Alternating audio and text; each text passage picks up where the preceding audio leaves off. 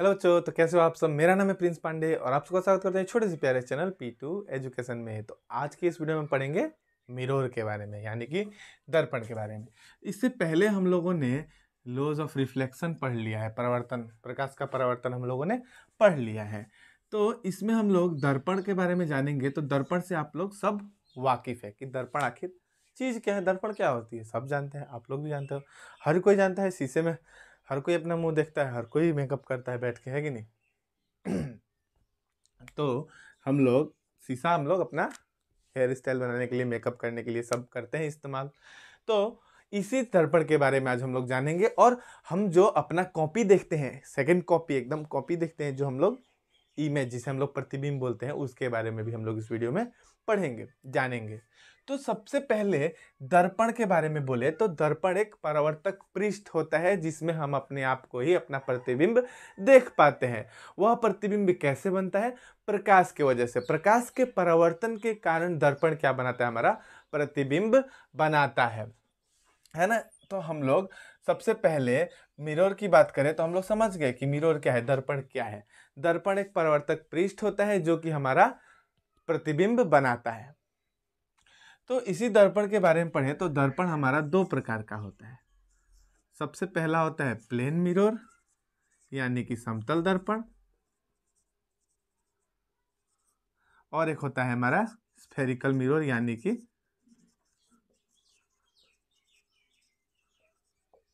कि गोलीय दर्पण। ठीक है, वीडियो रिकॉर्ड हो रहा है कि नहीं, एक बार देख लेते हैं। ठीक है, तो इन दो मिरर्स के बारे में हम लोग पढ़ेंगे। तो सबसे पहले हम लोग पढ़ लेते हैं प्लेन मिरर के बारे में जी, यानी कि समतल दर्पण के बारे में। तो समतल दर्पण क्या होता है? समतल दर्पण यानी कि जिसका तल सम हो, यानी कि समान हो। तो समतल दर्पण को सबसे पहले पढ़ेंगे, उसके बाद हम लोग पढ़ेंगे किसके बारे में? स्फेरिकल मिरर के बारे में, यानी कि गोलीय दर्पण के बारे में। तो समतल दर्पण कहने से ही आप समझ रहे हैं जिसका समान तल हो, यानी कि ये जो हम लोग घरों में शीशा इस्तेमाल करते हैं वो कौन सा मिरर है? वही है प्लेन मिरर। मिरर में एक साइड क्या रहता है? पॉलिश किया हुआ रहता है। अगर ये पॉलिश नहीं किया रहेगा तो ये क्या हो जाएगा? पारदर्शी। तब तो वो शीशा हो जाएगा, एक आर पार देखने वाला। जब हम लोग पॉलिश कर देते हैं एक तरफ, तब यह दर्पण की तरह काम करने लगता है और तब हम इसमें अपना चेहरा देख पाते हैं। एक तरफ पॉलिश का पृष्ठ रहता है और एक तरफ हमारा रिफ्लेक्शन और रिफ्लेक्टेड सरफेस रहता है, यानी जिसे हम लोग बोलते हैं हिंदी में परावर्तक पृष्ठ। तो ये क्या है? ये एक प्लेन मिरर है जिसका जो तल होता है एकदम समान होता है। जो हम लोग घरों में अपना शीशा रखे हैं वही हमारा प्लेन मिरर है। तो ये प्लेन मिरर है। तो प्लेन मिरर में क्या पढ़ने वाली चीज़ है? प्लेन मिरर यानी कि समान तल वाला दर्पण, जिसका तल समान हो। बहुत सारे पृष्ठ होती है, ऐसे उठा हुआ रहता है, उभरा हुआ रहता है। ये नहीं, एकदम प्लेन हो इसका सरफेस, वही प्लेन मिरर है। तो प्लेन मिरर तो हम लोग जान गए कि प्लेन मिरर क्या है। अब इस प्लेन मिरर में हम लोग इमेज फॉर्मेशन पढ़ेंगे। क्या पढ़ेंगे? इमेज फॉर्मेशन की, कैसे इसमें प्रतिबिंब बनता है। हम लोग देखते हैं घरों के शीशों में कि हम अपने आप को जिस दूरी पे देखते हैं शीशा में, उसी दूरी पे शीशा के पीछे हमारा प्रतिबिंब बनता है कि नहीं बनता है ना। तो हम लोग एक ये लाइन खींच देते हैं और मान लीजिए मैं यहाँ पे खड़ा हूँ, मेरा प्रतिबिंब बनेगा इस समतल दर्पण में। कैसे? देखो कितनी दूरी पे बनेगा। समतल दर्पण में एक लाइट ऐसे गया और ये रिफ्लेक्ट होकर वापस आ गया, लेकिन हम लोग एक इमेजिनरी लाइन ऐसे ड्रॉ कर लेंगे। इसके बाद एक और लाइन यहाँ, ये इस जगह पे आया, टकराकर रिफ्लेक्ट हो गया। लेकिन इस रिफ्लेक्टेड लाइट के हम लोग सीधा डायरेक्शन एक कर लेंगे, लाइन ड्रॉ। और जिस पॉइंट पे ये दोनों लाइट रेज, जो इमेजिनरी रेज खींचे हैं, उस जिस पॉइंट पे इंटरसेक्ट करेंगे उस पॉइंट पे हमारा इमेज बनेगा। और यह जितना डिस्टेंस पे रहेगा उतने ही डिस्टेंस पे हमारा इमेज बनेगा। ठीक है, उतने ही डिस्टेंस पे हमारा इमेज बनेगा। अगर जियोमेट्रिकल से आप लोग एकदम नाप के मेजरमेंट के साथ बनाएंगे तो इक्वल डिस्टेंस पे ये इंटरसेक्ट करेगी। मैं तो जस्ट यहाँ पे आपको डायग्राम बना के दिखा रहा हूँ। मेजरमेंट करके बनाने से ये जितनी दूरी पे बनेगा उतनी ही दूरी पे ये दोनों लाइट एक दूसरे को इंटरसेक्ट करेंगी। तो ये था प्लेन मिरर में इमेज फॉर्मेशन।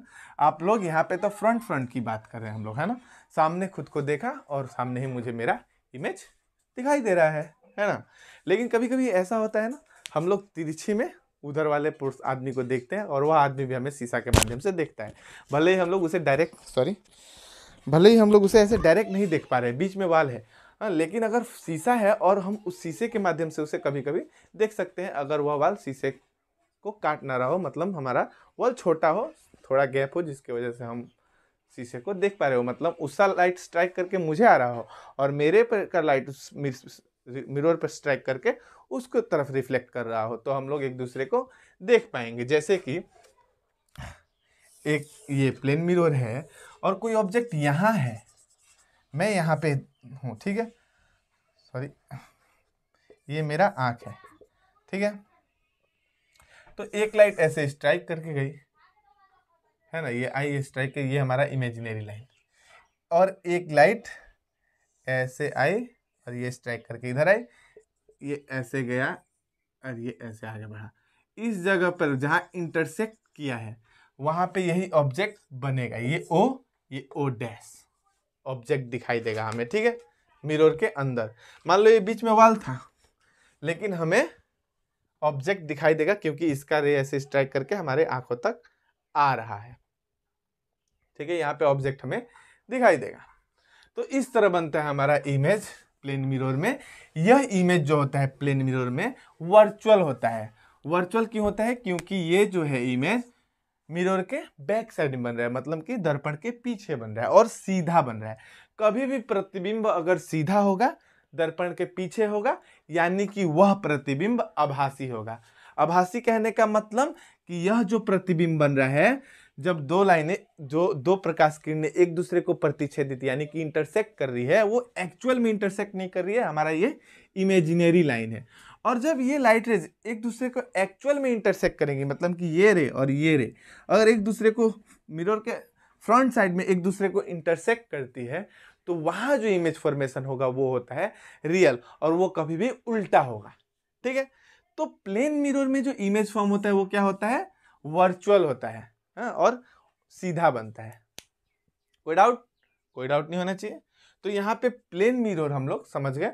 अभी इसे मैं मिटाता हूँ और अब हम लोग स्फेरिकल मिरर के बारे में पढ़ेंगे।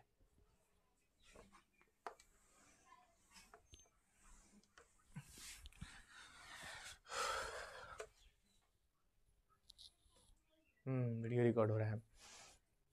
इस वीडियो को बनाने में मुझे 4 बार वीडियो बनाना पड़ा, बार बार कैमरा प्रॉब्लम कर दे रहा है। अभी हम लोग पढ़ेंगे स्फेरिकल मिरर के बारे में, ठीक है। तो स्फेरिकल मिरर यानी कि एक स्फेयर, सर्कल और स्फेयर में डिफरेंस होता है ना। स्फेयर जो होता है वो 3 डायमेंशन होता है, एक बॉल, है ना, और सर्कल तो ऐसे जो हम लोग सर्कल बनाते हैं प्लेन पे, ठीक है। अभी देखिए ये दो क्या है, ये मान लीजिए स्फेरिकल मिरर है। अब किसी मिरर का हो सकता है कि ऊपर से हम लोगों ने पॉलिश कर दिया हो, तो इसका अंदर का जो पोर्शन होगा वो क्या होगा? परावर्तक पृष्ठ होगा ना, रिफ्लेक्टेड सरफेस होगा, है ना। और कभी हो सकता है कि सरफेस जो है अंदर वाला हम लोग स्फेयर का पॉलिश किए हैं, बाहर का हिस्सा हमारा परावर्तक पृष्ठ है, रिफ्लेक्टेड सरफेस है, ऐसा हो सकता है। तो इस कंडीशन पे भी हमारा 2 तरह का मिरर होता है स्फेरिकल मिरर में। ये दोनों क्या है? स्फेरिकल मिरर है, यानी कि गोलीय दर्पण है। लेकिन इस दर्पण में भी हमारा 2 टाइप का मिरर होता है। एक होता है हमारा कॉनकेव मिरर, दूसरा होता है हमारा कॉन्वेक्स मिरर, ठीक है। कॉनकेव मिरर और कॉन्वेक्स मिरर। हम जब इस स्फेरिकल मिरर को 2 पार्ट में डिवाइड कर देंगे, 2 पार्ट में डिवाइड कर देंगे, तो हमारा क्या बनेगा? कॉन्वेक्स और कॉनकेव। ये डिवाइड कर दिया, ठीक है। मैं इसे अब मिटा दे रहा हूं, एक साइड को डिवाइड करके इसको हटा दिए, इसको भी डिवाइड करके हटा दिए। ये लाइन भी मिटा दे रहा हूं, ये लाइन मिटा दे रहा हूं। अभी देखिए यहां पे हमारा एक जो स्फेरिकल मिरर का पार्ट किए तो उसका रिफ्लेक्टेड पोर्शन जो था, उसका परावर्तक पृष्ठ जो था वो उस अंदर की तरफ था ना, अंदर की तरफ। और एक जो हमारा स्फेरिकल मिरर का पार्ट हुआ उसका जो परावर्तक पृष्ठ था वो बाहर की तरफ बना, है ना, परावर्तक तल। इसका परावर्तक तल अंदर की तरफ है, इसका परावर्तक तल बाहर की तरफ है। अब ये परावर्तक तल अंदर और बाहर की होने की वजह से भी प्रतिबिंब हमारा अलग अलग बनता है, ठीक है। और इसी विशेषता के कारण हमारा दो तरह का दर्पण बन जाता है। इसको बोलते हैं हम लोग कॉनकेव मिरर, और इसको हम लोग बोलते हैं कॉन्वेक्स मिरर, ठीक है। कॉनकेव मिरर का परावर्तक तल अंदर की तरफ होता है, जैसे कि एक चम्मच का गड्ढा वाला हिस्सा जो होता है वो अवतल दर्पण है, और कॉनकेव को हम लोग क्या बोलते हैं, अवतल। अवतल मतलब कि अंदर की तरफ, और उत्तल यानी कि बाहर की तरफ। उठा वाला पृष्ठ जिसका परावर्तक तल रहेगा वो होगा उत्तल दर्पण यानी कि कॉन्वेक्स मिरर, और जिसका परावर्तक पृष्ठ अंदर की तरफ धंसा वाला होगा वो होगा कॉनकेव मिरर या अवतल दर्पण। अब ये कॉनकेव मिरर और कॉन्वेक्स मिरर तो समझ गए, स्फेरिकल मिरर का दो भाग, उत्तल दर्पण और अवतल दर्पण। ये हुआ उत्तल दर्पण, ये हुआ अवतल दर्पण। परावर्तक पृष्ठ अंदर की तरफ धंसा हुआ होगा वो अवतल दर्पण, परावर्तक पृष्ठ ऊपर की तरफ वाला हिस्सा होगा वो होगा उत्तल दर्पण। अब ये जो हमारा स्फेरिकल मिरर है, जो एक कॉनकेव और कॉन्वेक्स, इनसे रिलेटेड कुछ टर्म्स होते हैं। इनसे रिलेटेड क्या होता है, कुछ टर्म होता है। जैसे कि हम लोगों ने देखा कि हम लोगों ने एक स्फेरिकल मिरर को काट कर ये कॉनकेव मिरर बनाया है ना, तो इसका एक सेंटर होता है। इस स्फेयर जो था उस स्फेयर का एक सेंटर होता है जिसे हम लोग सी से डिनोट करते हैं, और इसको बोलते हैं centre of curvature.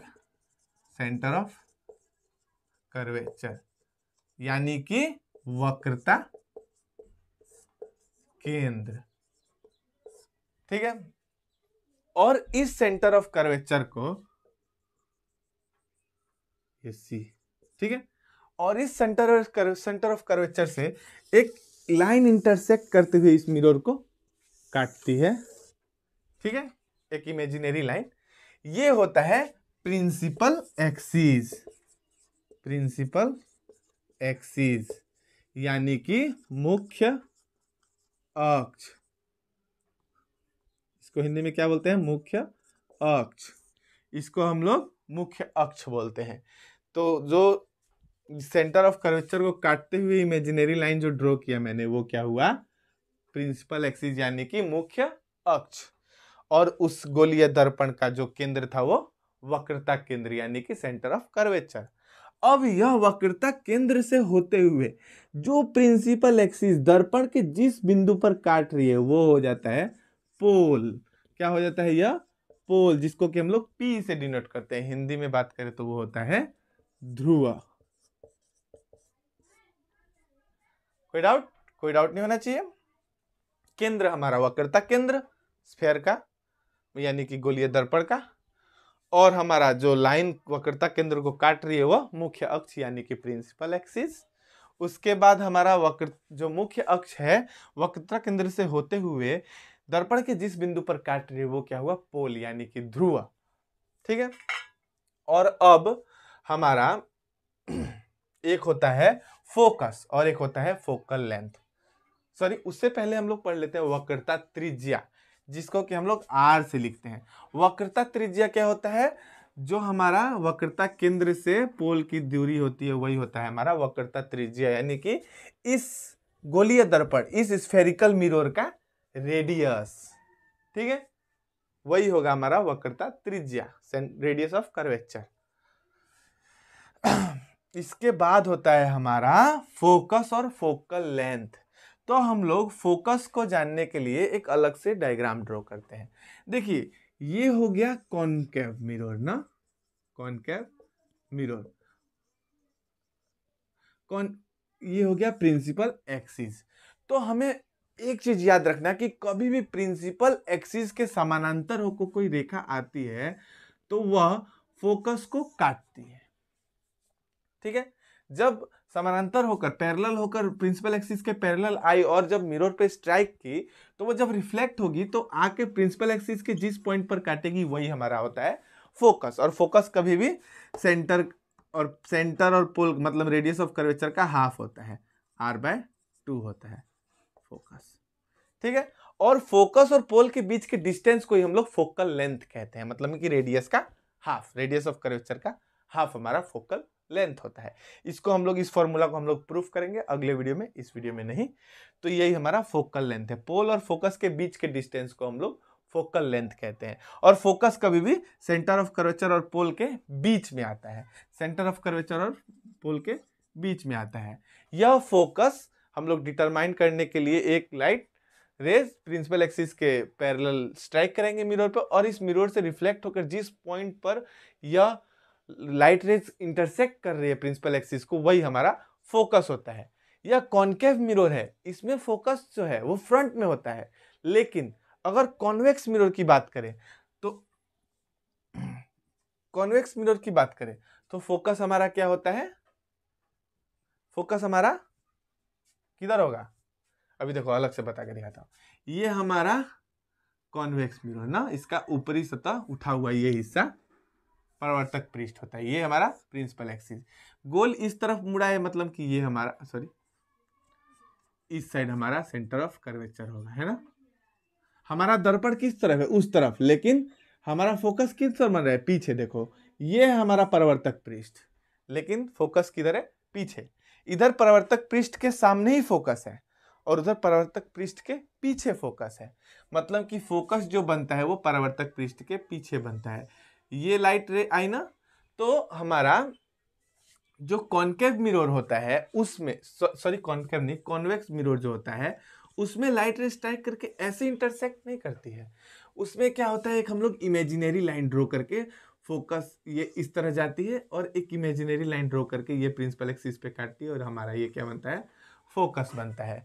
Convex mirror में फोकस हमारा रिफ्लेक्ट मिरर के पीछे होता है, ये पीछे है।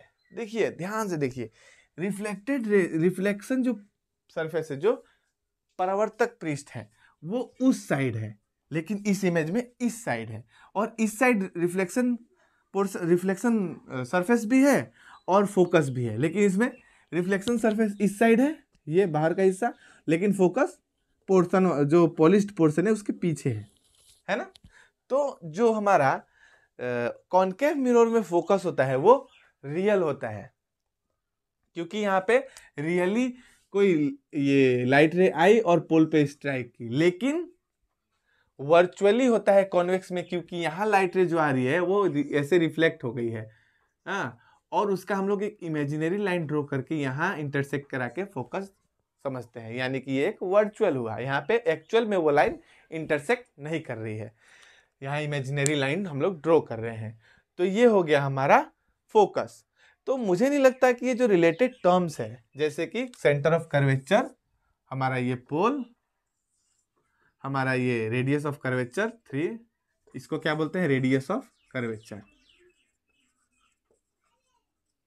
यानी कि वक्रता त्रिज्या, वक्रता त्रिज्या, ये हमारा पोल, और ये F जो हमारा है ये हमारा फोकस, और ये जो स्मॉल f है ये हमारा फोकल लेंथ, यानी कि ये दूरी है, लेंथ। ठीक है, तो देखिए फोकस जो है ये एक बिंदु है, फोकल लेंथ जो है ये एक दूरी है, C वक्रता केंद्र ये एक बिंदु है, वक्रता त्रिज्या यह एक दूरी है, इसमें कंफ्यूजन मत होइएगा। ठीक है, तो हम लोग यहाँ अच्छी तरह समझ गए कि जो गोलीय दर्पण का केंद्र होता है वो C वक्रता केंद्र होता है, सेंटर ऑफ कर्वेचर बोलते हैं। और सेंटर ऑफ कर्वेचर से यह पी पोल, जिसकी दूरी जो होती है, मतलब वो स्फेरिकल मिरर का जो रेडियस होता है वो होता है रेडियस ऑफ कर्वेचर, वक्रता त्रिज्या। और जो प्रिंसिपल एक्सिस जो होता है सेंटर ऑफ कर्वेचर को काटता है जो बीच से, वो प्रिंसिपल एक्सिस। और प्रिंसिपल एक्सिस जो दर्पण पे मिरर पे जिस पॉइंट पे काट रहा है वो होता है पोल। ठीक है। और सेंटर ऑफ कर्वेचर और पोल का जो डिस्टेंस है, मतलब रेडियस ऑफ कर्वेचर जो है, ये radius of curvature focal length उसका हाफ होता है, r/2 होता है, वही क्या होता है, फोकस हो जाता है। ठीक है। तो मुझे नहीं लगता अभी इसमें कोई डाउट होगा। तो उम्मीद करता हूं कि आप लोगों को प्लेन मिरर और स्फेरिकल मिरर दोनों समझ आ गया। तो यहाँ पे मिरर की कहानी खत्म करते हैं। एक बार फिर से अच्छा सा डायग्राम एक बना के दे देता हूं आपको टर्म्स रिलेटेड जो है। उसके बाद हम लोग प्रतिबिंब के बारे में पढ़ेंगे।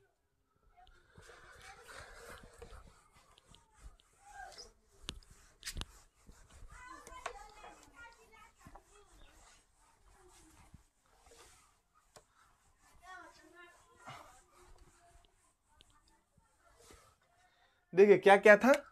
सबसे पहला centre of curvature,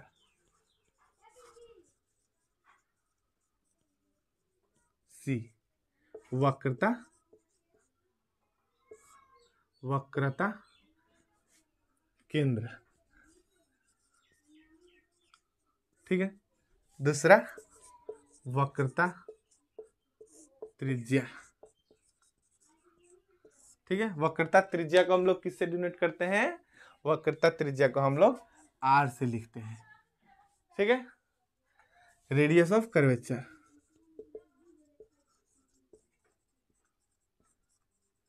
radius of curvature. इसके बाद पोल, प्रिंसिपल एक्सिस। ठीक है। पोल यानी कि ध्रुव, प्रिंसिपल एक्सिस यानी कि मुख्य अक्ष। पोल यानी कि ध्रुव, इसको हम लोग किससे लिखते हैं, P से। प्रिंसिपल एक्सिस यानी कि मुख्य अक्ष। ठीक है। उसके बाद हमारा फोकस, हिंदी में भी फोकस, इंग्लिश में भी फोकस, इसको कैपिटल F से। ठीक है, कैपिटल F। और इसके बाद फोकल लेंथ, फोकल, एक सेकेंड,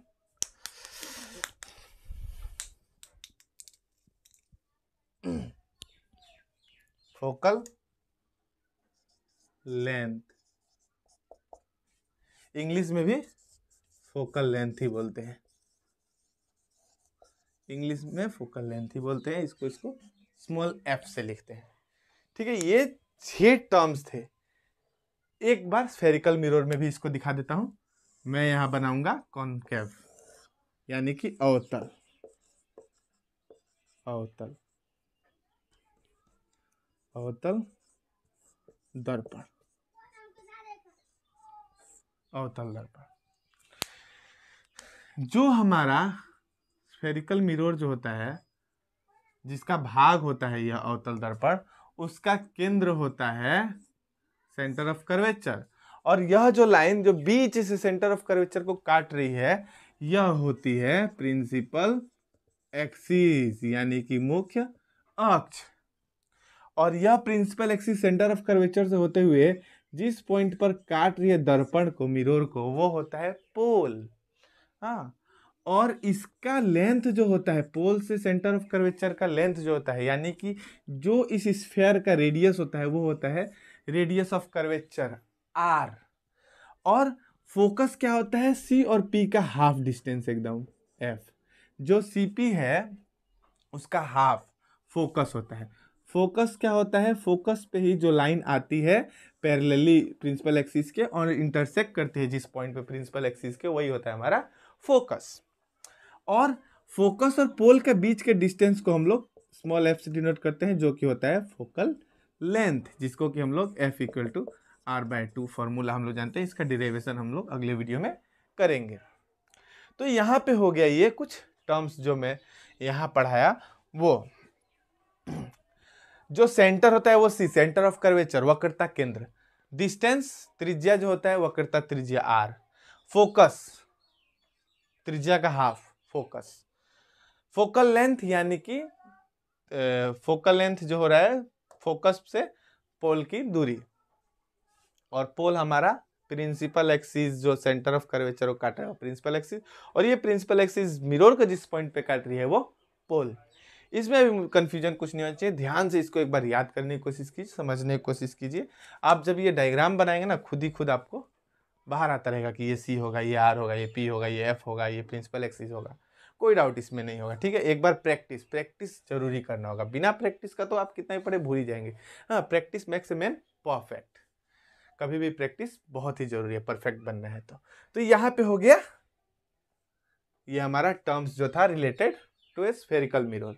उसके बाद अब हम लोग इमेज के बारे में पढ़ेंगे, यानी कि प्रतिबिंब के बारे में पढ़ेंगे। इसका स्क्रीनशॉट लेना है ले लो, इसे मैं मिटा देता हूं।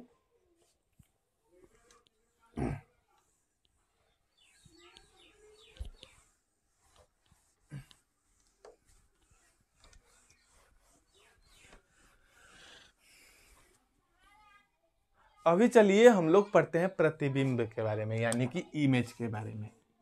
काफी गर्मी है, भीग गया मैं। प्रतिबिंब, फैन नहीं चला सकते, साउंड बिगड़ जाता है। तो ये इमेज प्रतिबिंब, इसके बारे में पढ़ेंगे। तो प्रतिबिंब कितने प्रकार के? दो प्रकार के। एक होता है रियल इमेज, जिसको हम लोग क्या बोलते हैं? वास्तविक प्रतिबिंब। वास्तविक प्रतिबिंब,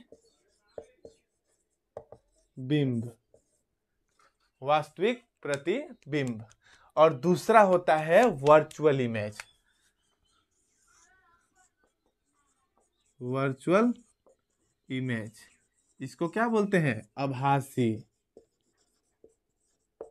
आभासी प्रतिबिंब। आभासी प्रतिबिंब दो प्रकार का इमेज होता है, रियल इमेज और वर्चुअल इमेज, यानी कि वास्तविक प्रतिबिंब, आभासी प्रतिबिंब। अब यह वास्तविक प्रतिबिंब कब बनता है? जब हमारा कोई प्रतिबिंब दर्पण के सामने बनता है। वास्तविक प्रतिबिंब हमारा मालूम है किसमें बनता है?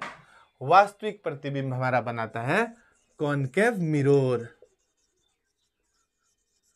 जब कोई प्रतिबिंब दर्पण के सामने बनेगा और जो प्रकाश किरणें हैं वह वास्तविक में एक दूसरे को काटती हैं, तब हमारा क्या बनता है? प्रतिबिंब जो बनता है वह प्रतिबिंब होता है वास्तविक प्रतिबिंब। जब कोई प्रकाश किरणें वास्तविक में एक दूसरे को प्रतिच्छेदित करती हुई प्रतीत नहीं, यहाँ पे दिखाई देती है, तो हमारा जो प्रतिबिंब बनता है वह वास्तविक प्रतिबिंब होता है। और इसको देख के देखो समझ आ रहा है वास्तविक प्रतिबिंब क्या होता है? कभी भी उल्टा बनता है। वास्तविक प्रतिबिंब, अगर कोई प्रतिबिंब उल्टा बना होगा यानी कि वो 100% वास्तविक है।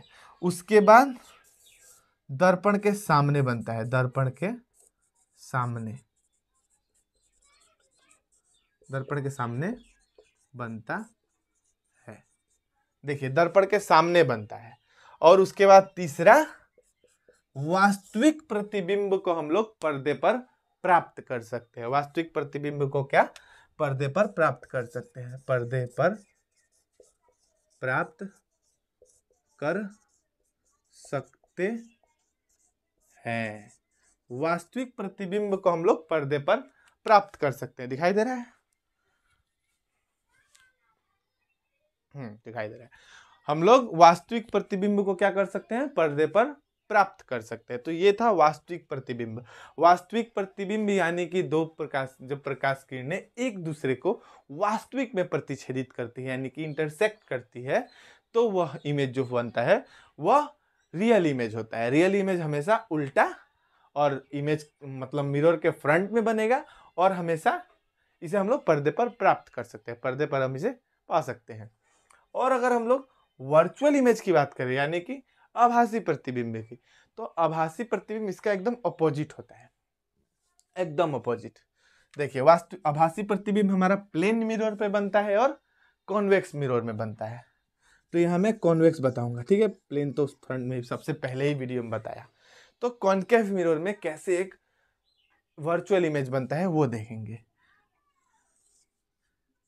इसका क्या होगा, उभरा वाला जो सरफेस होगा वो होगा रिफ्लेक्शन सरफेस ना। तो ये हो गया प्रिंसिपल एक्सिस ना। इसके पीछे होता है सेंटर ऑफ कर्वेचर, और फोकस भी मान लो, अभी यहीं पे मान लो फोकस, ये हो गया फोकस कैपिटल F, ठीक है। अब मान लो एक लाइट आई और स्ट्राइक करके ऐसे मुड़ गई, सॉरी ये इस डायरेक्शन में होगी, मुड़ गई। हम लोग एक इमेजिनरी लाइन खींचेंगे फोकस पे जो काट रही होगी, ठीक है। और एक लाइन जाएगी जो कि ऐसे सेंटर ऑफ कर्वेचर को काटती है, ठीक है।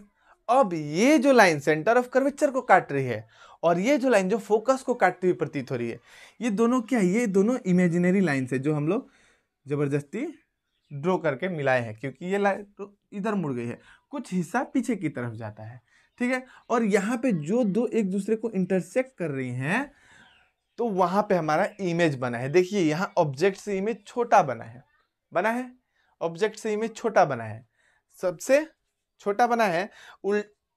वास्तविक प्रतिबिंब से आभासी प्रतिबिंब एकदम उल्टा है। उसमें देखो तो यहाँ पे उल्टा था ना प्रतिबिंब, यहाँ प्रतिबिंब सीधा है, क्या है, सीधा है। यहाँ देखो दर्पण के सामने बनता है प्रतिबिंब, और यहाँ पीछे, दर्पण के पीछे, दर्पण के पीछे, दर्पण के पीछे बना है प्रतिबिंब। और इस प्रतिबिंब को, वास्तविक प्रतिबिंब को पर्दे पर प्राप्त कर सकते हैं, लेकिन आभासी प्रतिबिंब को पर्दे पर प्राप्त नहीं कर सकते, पर्दे पर प्राप्त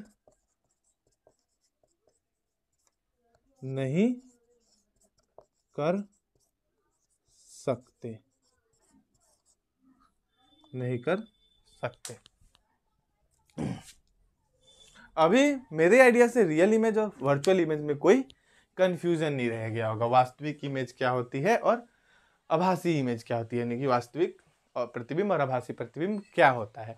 वास्तविक प्रतिबिंब तब बनता है जब वास्तव में प्रकाश किरणें एक दूसरे को प्रतिच्छेदित करती है, और यहाँ पे प्रतिच्छेदित करती हुई प्रतीत होती है, मतलब कि लगती है वैसा कि एक दूसरे को काट रही है। तो यहाँ पे ये हो गया हमारा इमेज। तो इस वीडियो में हम लोगों ने मिरर के बारे में पढ़ लिया, यानी कि दर्पण के बारे में पढ़ लिया, और इसके साथ ही साथ हम लोगों ने इमेज प्रतिबिंब के बारे में पढ़ लिया, क्योंकि दर्पण और प्रतिबिंब एक दूसरे से जुड़ा हुआ है, तो दोनों के बारे में जानना बहुत ही जरूरी था। तो इस वीडियो में इतना ही, मिलेंगे अगले वीडियो में एक नए टॉपिक के साथ। तब तक के लिए थैंक यू, धन्यवाद, जय हिंद।